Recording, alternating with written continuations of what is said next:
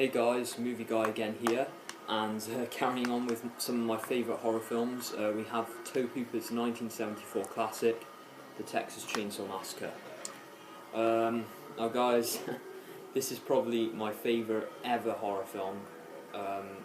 Probably this film and Halloween for me are my two favourite horror films ever made. And yeah, this film, Halloween and Evil Dead, my top three favourite horror films ever, personally.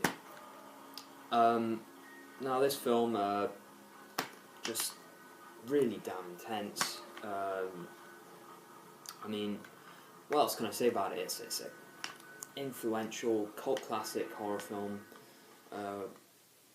known as, I think, the grandfather of modern horror, because before this there were films like Psycho and Dracula, Frankenstein. There weren't many proper horror films like this before, so this was kind of the first sort of slasher horror film. And then after this there were films like Halloween, Friday the 13th. But yeah, this film, honestly, just so damn scary. I've watched it lots of times. I feel it still has the same impact on me each time I watch it. First time I watched it, I was scared stiff. You know,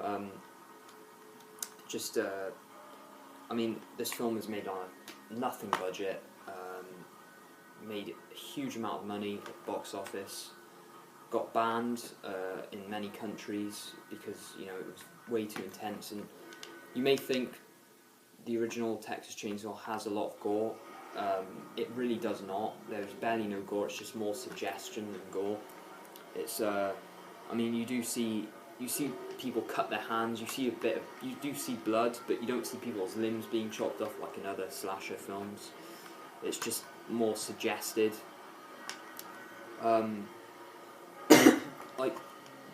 This film has a very documentary feel. I know a lot of people have said that about this film. It's just, yeah, the documentary style of it is just so, it feels so raw and just so good. And of course, it has Marilyn Burns, who plays the main character of the film. She's the one who survives throughout the end. Spoiler. And of course, Leatherface, who's known as one of the most famous horror icons, like say just up with Jason, Michael, Freddy, you know, all those famous horror slashers. But I feel Leatherface is more unique to those kind of slashers. He's just more unique, definitely. He takes control from his family more, and if you think about it, at first he's kind of a bit afraid. He's like wondering where are all these people coming from, and you know, yeah, we kind of feel sorry for him at first because he's just like, he's confused, and yeah, I mean, just such a great movie. If you're a fan of horror films, definitely check out the original Texas Chainsaw Massacre. Of course, you know, it spawned sequels, Texas Chainsaw Massacre 2 about 12 years later. Tobe Hooper directed it again, then Leatherface Texas Chainsaw Massacre 3, then Texas Chainsaw Massacre Next Generation, and then they rebooted it in 2003. Michael Bay produced it, and then they brought out a prequel, and then Texas Chainsaw 3D. I've never seen any of the sequels. I saw the remake, the prequel, and the new one. Personally, Texas Chainsaw 3D, crap film. Don't watch it. Just, if you're gonna watch any Texas Chainsaw Massacre film, watch the original.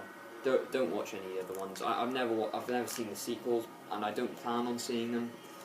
To be honest, I saw the reboot isn't too bad. It does the first film justice. This film, obviously, far superior to the original.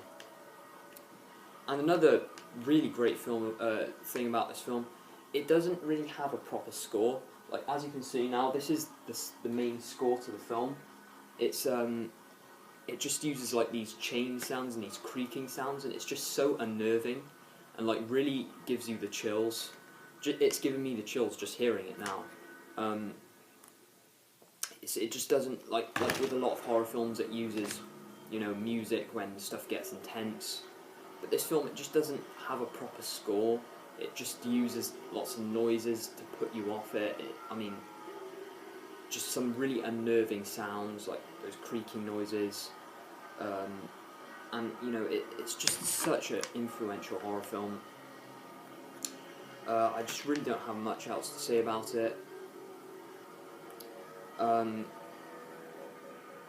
know, I mean, the concept has been overdone in many horror films after this. I just don't have anything else to say about it. For me, I feel the 70s was the golden age for horror. We had classics like this, Halloween, The Exorcist, Carrie, Jaws, you know, Alien, some really classic horror films came out in the 70s, some landmark horror films. And then the 80s was, you know, where we had like the slashers, like Friday the 13th, Nightmare on Elm Street, you know, all those kind of slashers. But you know, this is definitely my favourite horror film by far. Just first time I saw it, I was so scared. I just felt, no, I don't want to see this again. And of course I did. I've seen it several times now. It just keeps getting better each time I watch it. Yeah, so, and by the way, this DVD is really hard to find. I only just recently got this DVD of it. I found it for like £2 in a DVD shop. It's really hard to come by because I live in the UK and it's hard for me to find a copy of this DVD. But yeah, just check this film out. Thanks for watching, and I will see you next time for my review of Halloween, the John Carpenter's Halloween.